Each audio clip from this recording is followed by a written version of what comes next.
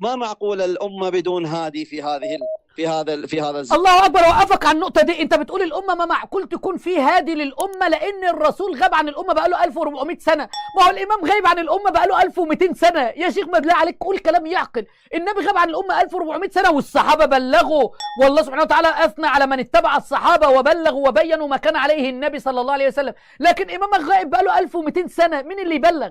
انا اسف اني قطعتك. انما انت منذر ولكل قوم هاد يا اخي. لكل قوم من هو هادك الان؟ من هو السيد السيستاني، لان عنده كتاب منهاج الصالحين فخدت عنه الاحكام الفقهيه والاحكام الشرعيه وجواز تعاقب اكثر من رجل على المراه اليائس، وخدت منه الاحكام الشرعيه. والامام ما طلعليش حديث واحد صحيح وقال لي فاما المسائل المستحدثه فارجعوا فيها الى السيستاني، فارجعوا فيها الى رواة حديثنا. فالهادي الان للامه هو السيد السيستاني، لكن الامام مش موجود وغائب بقاله 1200 سنه.